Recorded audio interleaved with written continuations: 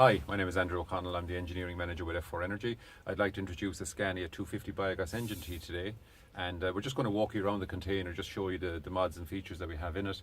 And this unit is for sale, so if you have any containerisation requirements, whether it be new or used engines, you can give us the engine, we'll put it in a container, we'll give it back to you pre-commissioned. We've got natural gas here on site. Our factory's here in Limerick in the southwest of Ireland, and we containerise for Siemens, for Clark Energy, for Jenbacher, for Finning, for Caterpillar.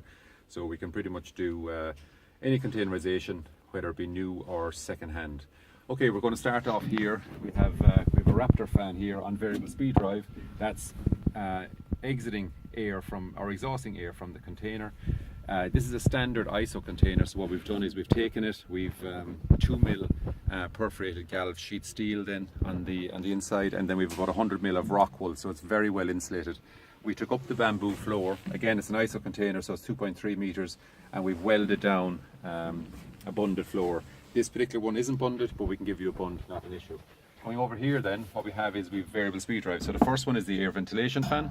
The second one is we have a sandwich cooler from Transtherm on the roof, and that is 5.5 kilowatts. So basically that'll just throttle way down all of the parasitic gases on the heat dump, which is a sandwich cooler, so it's intercooler and heat dump together. This then is for the jacket water pump for the engine. It's a 2.2 kilowatt motor. But what we're doing is we're just going to throttle it until we get the differential temperature across the motor. That has a payback of about 3 months. So we have very, very, very low parasitic gases in these engines, and of course it's always very good for the motors and the pumps and motors if we're ramping up and down very easily or very slowly.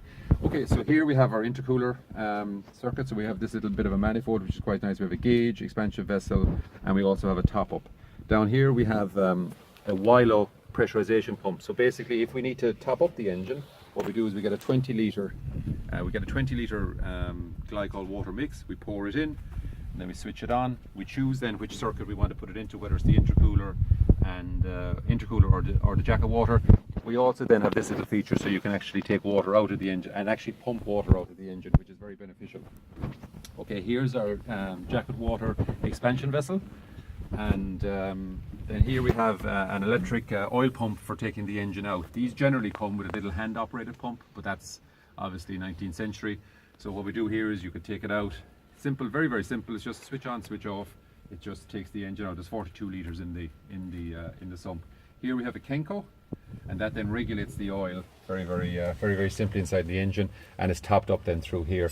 The Scania engine is totally dressed by Motortech.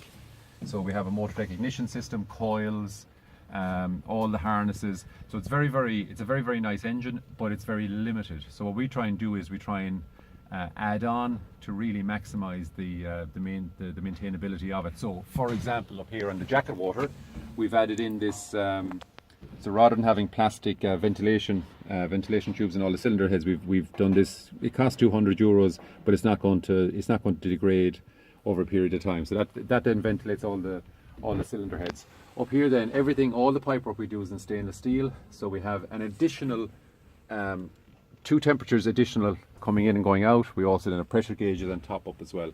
The pressure relief valve goes in, blows off. So if it does blow off, it's going to go in here and you're not going to get water on your floor. Here's the oil.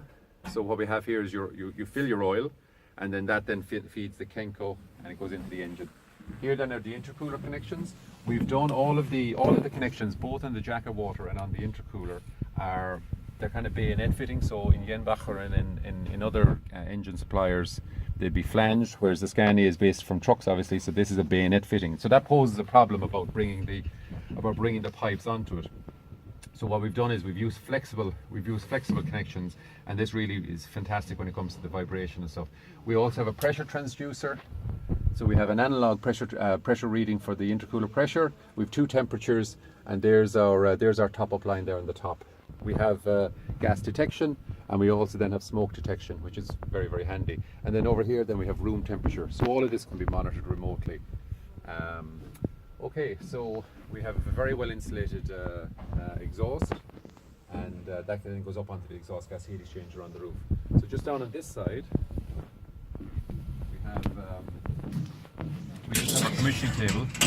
So commissioning engineer can get his laptop on the table and and it's very, very handy. And we put in a socket here as well. This is all based on COMAP, and full walkable, aroundable ability, if that's a word. Just a documentation holder, just for all the documents. And then here's our air in. So we've air, the air is silenced coming in, and the air is silenced going out. Here's our Sanfordin touchscreen, which is an 8-inch. Very nice, actually, very, very user friendly. And that's it. So this is for sale. It'll be ready in March 2018. And if you're interested, give me a call. Thank you.